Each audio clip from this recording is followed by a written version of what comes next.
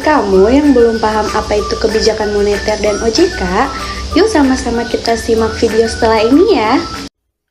Uang dan kebijakan moneter serta OJK. Nah, teman-teman pasti udah tahu dong uang itu apa? Uang merupakan alat tukar yang digunakan dalam sebuah perekonomian. Sedangkan kebijakan moneter adalah tindakan yang diambil oleh bank sentral untuk mengatur jumlah uang beredar dan suku bunga demi menjaga stabilitas ekonomi. Nah, di sini apa sih peran bank sentral dalam kebijakan moneter? Yang pertama itu peran bank sentral dalam kebijakan moneter itu ada stabilitas harga, di mana bank sentral berperan dalam menjaga tingkat inflasi dan harga-harga tetap stabil melalui berbagai instrumen kebijakan moneter. Nah, yang kedua ada stabilitas sistem keuangan. Bank sentral mengawasi dan mengatur sektor perbankan serta lembaga keuangan lainnya untuk mencegah krisis finansial. Yang ketiga, pertumbuhan ekonomi. Kebijakan moneter yang tepat dapat mendorong pertumbuhan ekonomi yang tinggi dan berkelanjutan. Selanjutnya ada instrumen kebijakan moneter. Yang dimaksud instrumen kebijakan moneter itu apa sih? Merupakan alat atau mekanisme yang digunakan oleh bank sentral untuk mengatur pasokan uang, suku bunga, dan kondisi likuiditas di pasar keuangan guna mencapai tujuan kebijakan moneter yang telah ditetapkan.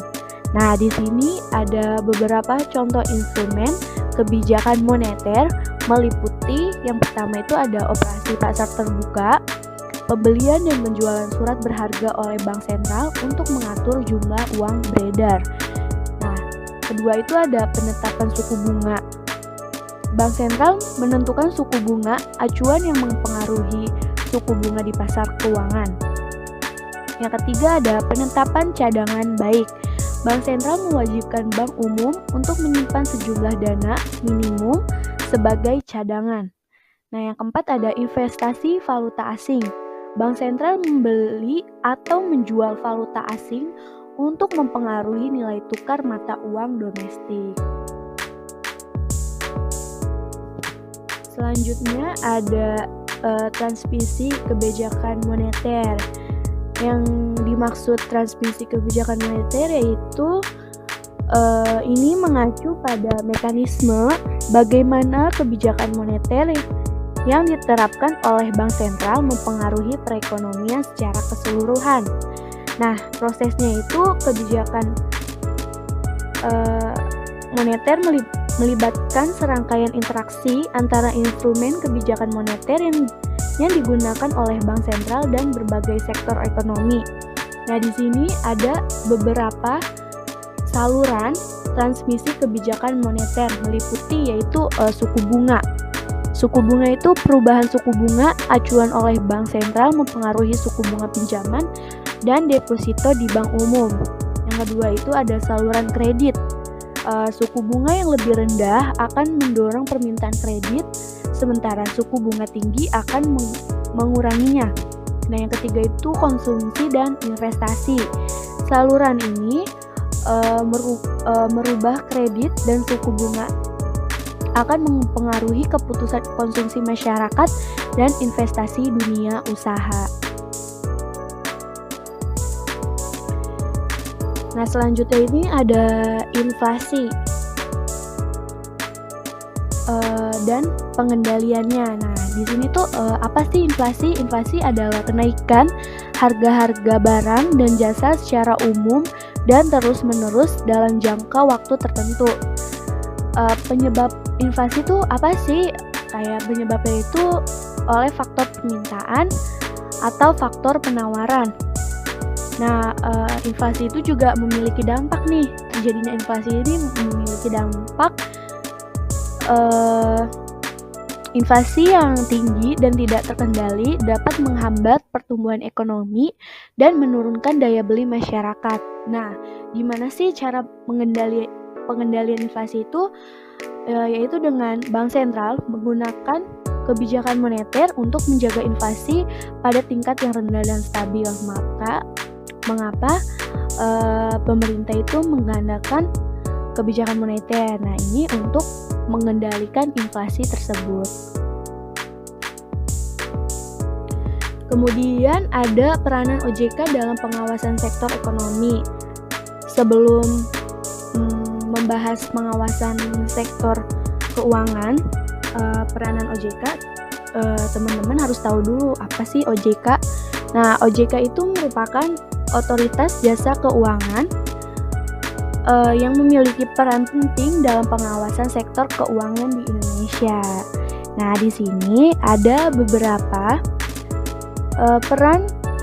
peranan OJK dalam pengawasan sektor keuangan.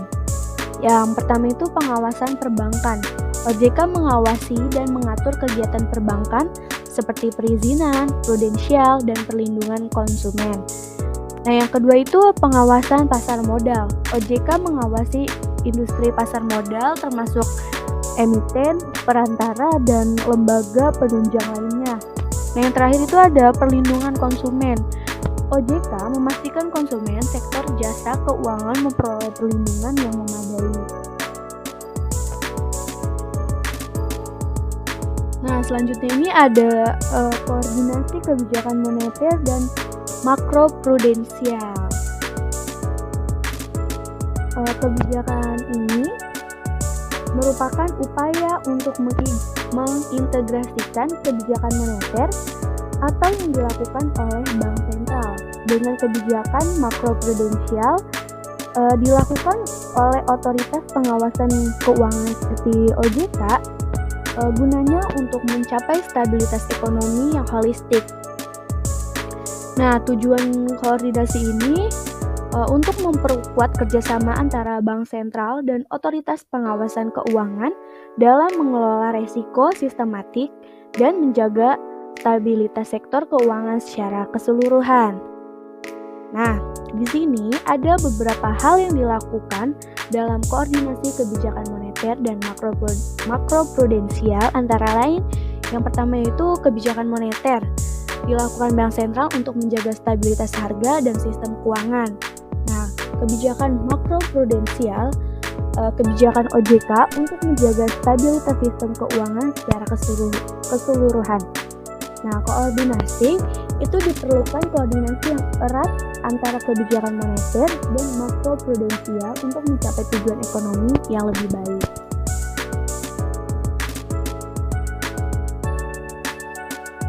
Nah, di sini ada tantangan dan prospek kebijakan moneter dan pengawasan OJK. Nah, ini merujuk pada bagian hambatan dan peluang yang dihadapi dalam menjalankan kebijakan moneter dan pengawasan sektor keuangan oleh Otoritas Jasa Keuangan atau OJK. Nah, berikut adalah beberapa contoh tantangan dan prospek yang dapat diidentifikasi. Yang pertama itu ada digitalisasi, perkembangan teknologi digital yang cepat menuntut bank sentral dan OJK beradaptasi dengan cepat. Yang kedua ada integrasi global. Kebijakan moneter dan pengawasan keuangan harus memperhatikan dinamika ekonomi global. Nah, yang ketiga itu inovasi keuangan. Produk dan layanan keuangan baru memerlukan pengaturan dan pengawasan yang tepat. Yang keempat, resiko sistematik. Potensi resiko sistematik di sektor keuangan harus diantisipasi dan diintimidasi dengan baik. Nah, itu dia penjelasan tentang uang dan kebijakan moneter serta OJK. Semoga video ini dapat bermanfaat dan dapat dimengerti ya teman-teman. Terima kasih sudah menonton. Bye-bye.